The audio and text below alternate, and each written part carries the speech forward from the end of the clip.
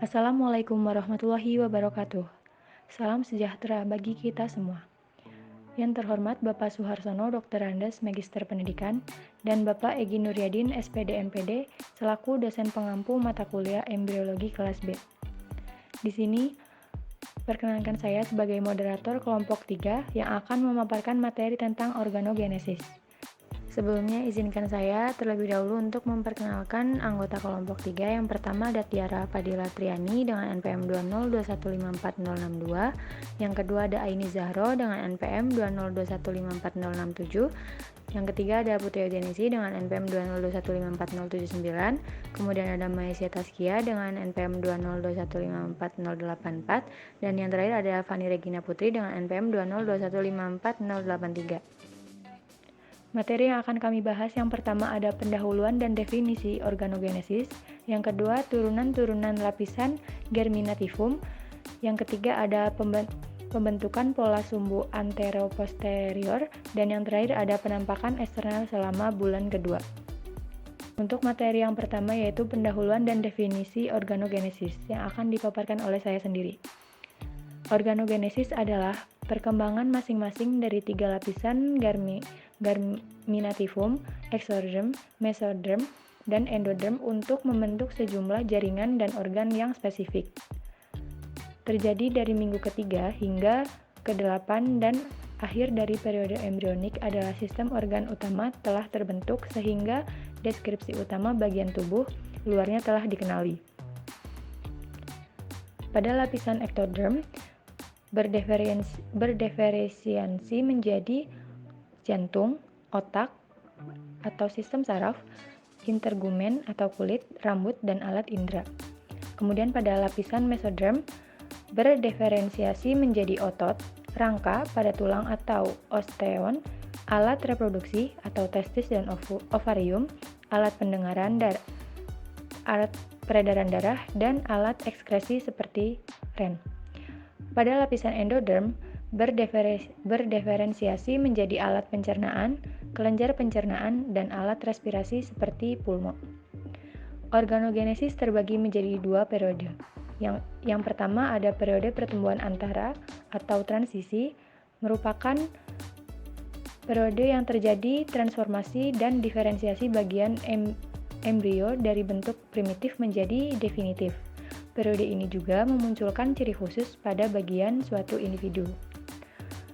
Yang kedua ada periode pertumbuhan akhir, yaitu periode ini terjadi penyelesaian bentuk definitif menjadi ciri dari suatu individu, contohnya pertumbuhan jenis kelamin. Mungkin sekian yang bisa saya sampaikan. Selanjutnya akan dijelaskan oleh rekan saya yaitu Tiara. Kepadanya saya silahkan.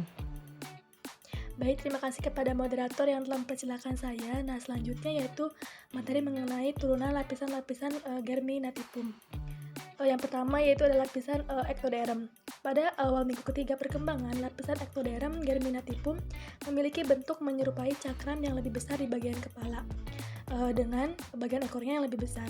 Munculnya notochord dan mesoderm prekorda menginduksi ektoderm di atasnya untuk menebak dan membentuk lempeng saraf, di mana lempeng saraf pembentukan neuroektoderm dan induksinya menggambarkan proses awal neurulasi.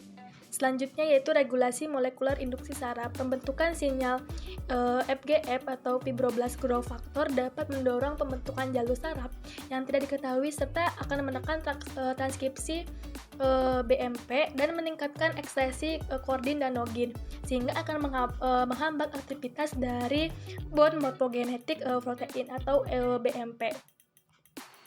Protein tersebut menyebabkan terjadinya neurulasi ektoderm dengan menghambat BMP dan menyebabkan mesoderm menjadi mesoderm notochord dan fraksial atau dorsalisasi mesoderm. Yang selanjutnya yaitu ada neurulasi, yang mana neurulasi ini adalah proses pembentukan tabung saraf oleh lempeng saraf. Nah, perhatikan gambar yang tertera di video tersebut. Pada akhir minggu ketiga, tepi lateral lempeng saraf meninggi untuk membentuk lipatan saraf atau neural fold, dan rasio tengah yang cengkung membentuk alur saraf atau neural growth. Nah, selanjutnya proses neurulasi ini pada gambar yang A ini, bahwa secara bertahap lipatan saraf akan mendekati satu sama lain di garis tengah sebagai tempat lipatan-lipatan saraf ini menyatu. Lalu yang bagian B-nya yaitu terbentuklah tabung saraf hingga penyatuannya sempurna. Ujung sefalik dan kaudal tabung saraf berhubungan dengan rongga amnion masing-masing melalui neuroporus anterior atau kranial dan neuroporus posterior atau kaudal. Proses neurulasi yang selanjutnya yaitu ada penutupan neuroporus kranial akan terjadi sekitar hari ke-25 atau stadium 18-20 somit, sedangkan neuroporus posteriornya akan menutup pada hari ke-28 atau stadium 25 somit. Yang selanjutnya itu ada sel crista neuralis. Nah, sel-sel ini sangat penting dan ikut serta dalam pembentukan berbagai organ dan jaringan, sehingga terkadang sel-sel ini disebut juga sebagai lapisan germinativum keempat. Crista neuralis akan mengalami transisi epitel ke mesenkim sewaktu meninggalkan neuroectoderm melalui migrasi dan pergeseran aktif untuk masuk ke mesoderm yang di bawahnya. Sel-sel ini dari rasio badan meninggalkan neuroectoderm sesudah penutupan tabung saraf dan bermigrasi di sepanjang salah satu dari kedua jalur. Nah, kedua jalur tersebut yaitu jalur dorsal melalui dermis dan jalur ventral.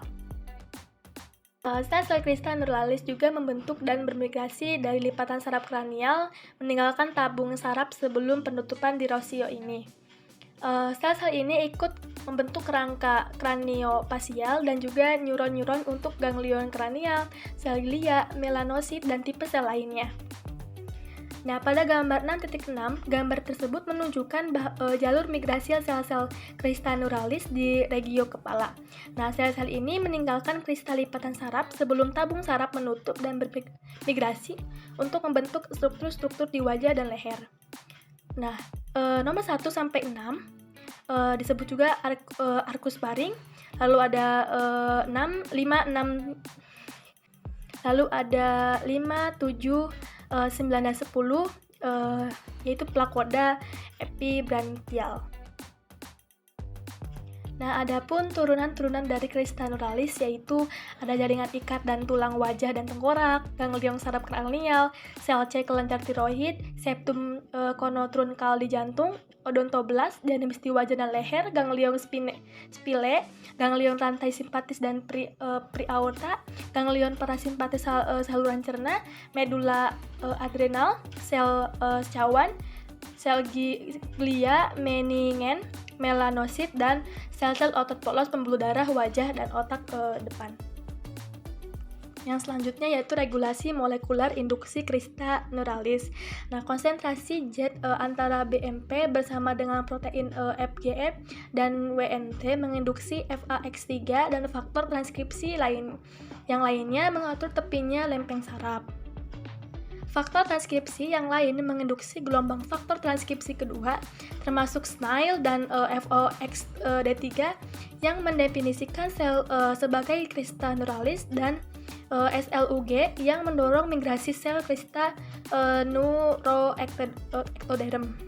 Pada saat tabung ditutup, maka penebalan ektoderm bilateral, plakoda otica, dan plakoda lentis menjadi terlihat di daerah kepala embrio.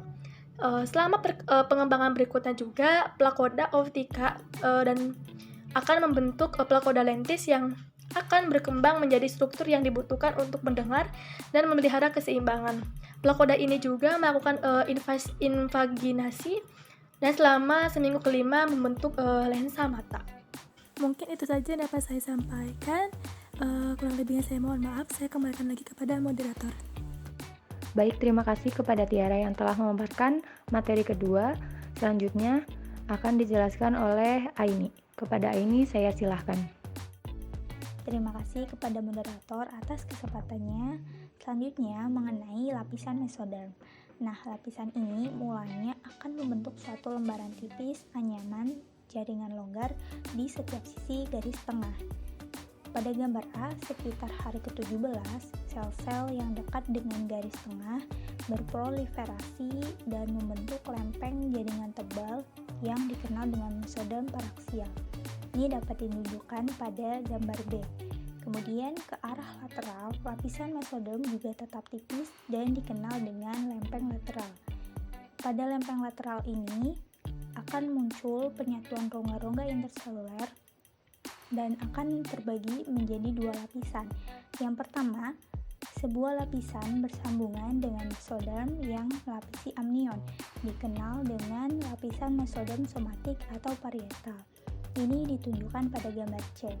Kemudian, sebuah lapisan bersambungan dengan mesoderm yang melapisi yolk sac, dikenal dengan lapisan mesoderm splanknik atau visceral. Ini juga ditunjukkan pada gambar C. Lalu, kedua lapisan ini akan melapisi sebuah rongga yang baru terbentuk, yaitu rongga intraembrional. Dapat dilihat pada gambar D. Selanjutnya mengenai mesoderm paraksial. Nah, pada awal minggu ketiga, mesoderm paraksial akan mulai disusun menjadi segmen yang disebut dengan somitomer. Pertama muncul pada regiosefalik dan pembentukannya berlanjut dengan arah sefalokaudal atau arah dari kepala menuju kaki. Pada regio kepala, somitomer bersama dengan segmentasi lempeng saraf membentuk neuromer dan ikut berperan dalam pembentukan mesenkim di kepala.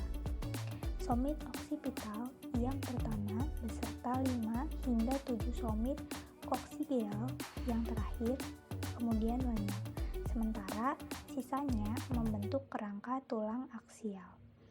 Nah, pada tabel di samping itu somit akan muncul dengan periodisitas yang spesifik.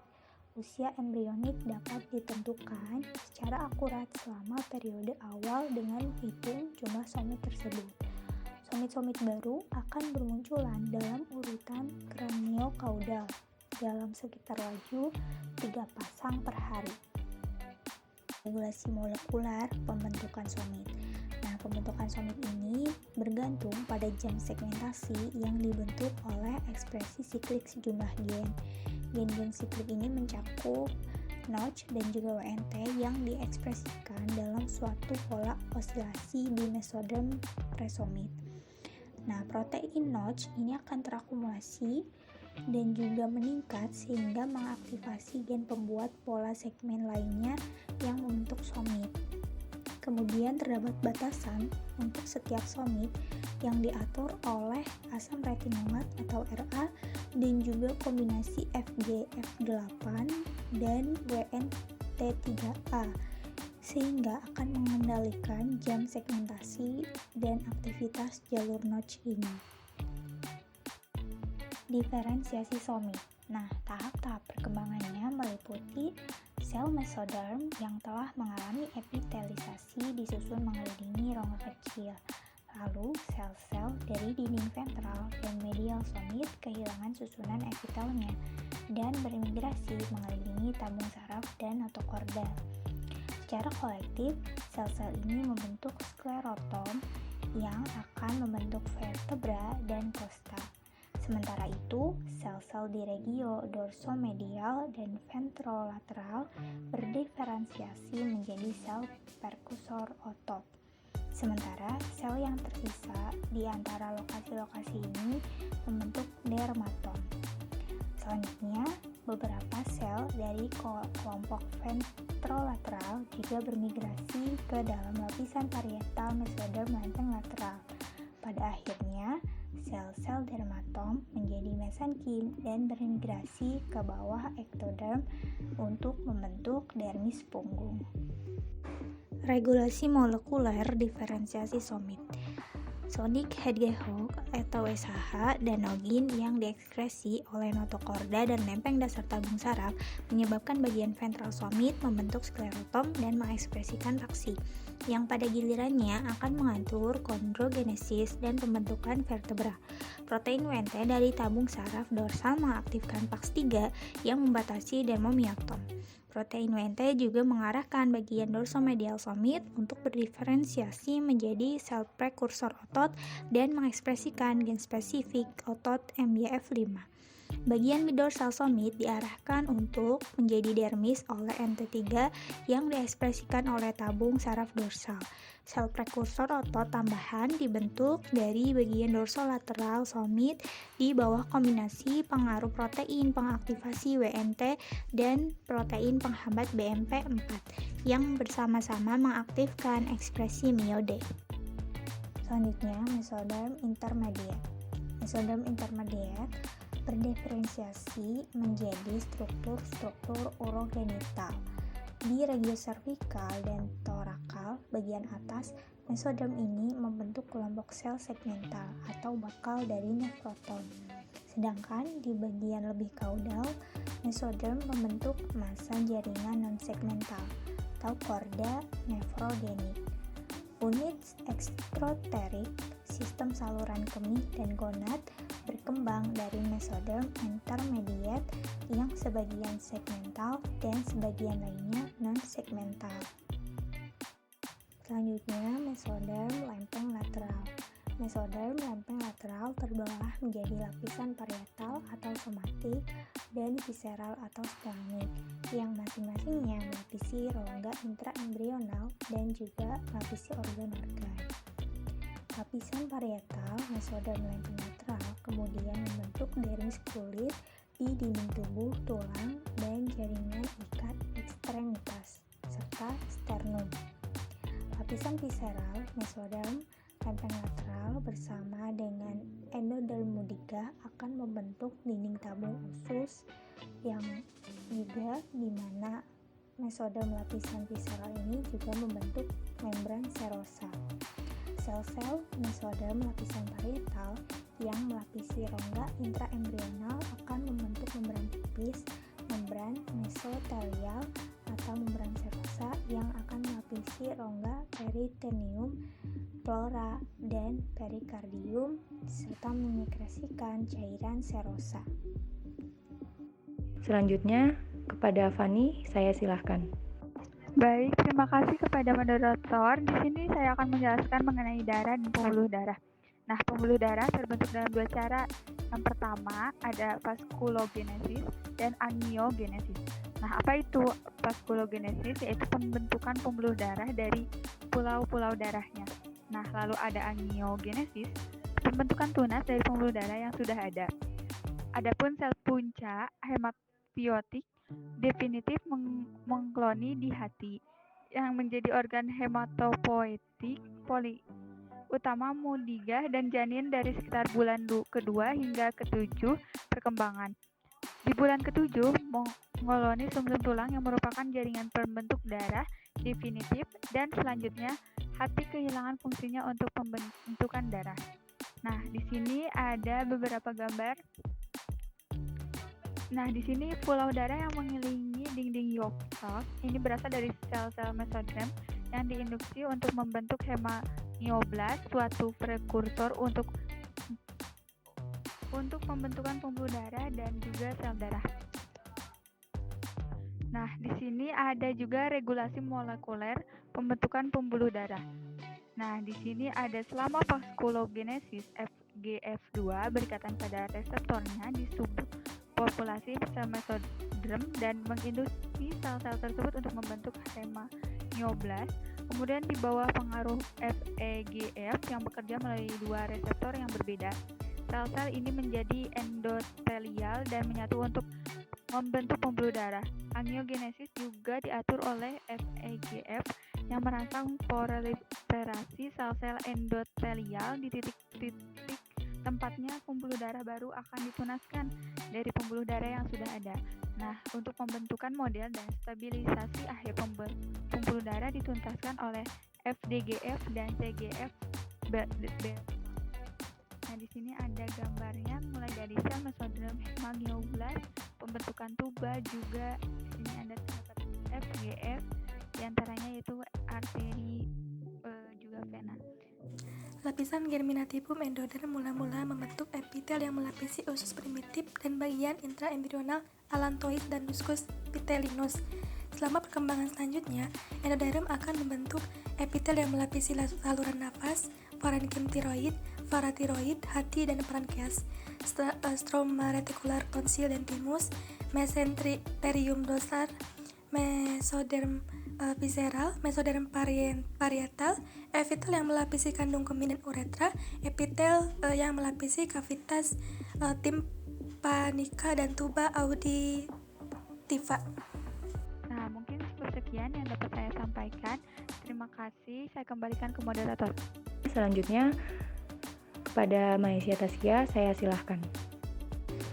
Pembentukan pola sumbu anteroposterior regulasi oleh gen Homebox ditunjukkan pada gambar susunan gen Homebox, Antennapedia, dan Bithora kelas Drosophila dan konservasi gen homolog dari kelas yang sama pada manusia.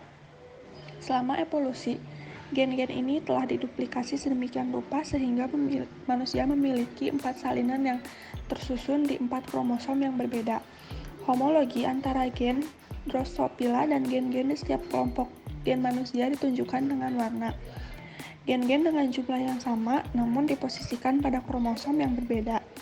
Membentuk kelompok paralog, ekspresi gen-gen berada dalam arah kranial kaudal dari ujung 3 atau diekspresikan dini ke 5 atau diekspresikan belakangan. Sebagaimana ditunjukkan pada diagram lalat dan Mudigah mencit RA memodulasi ekspresi gen-gen ini dengan gen-gen yang berada di ujung 3 bersifat lebih responsif terhadap senyawa.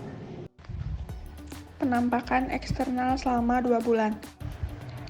Dapat dilihat pada gambar A, pandangan lateral Mudigah manusia 28 somit. Gambaran eksternal utama adalah arkus faring dan somit, tonjolan perikardium hati.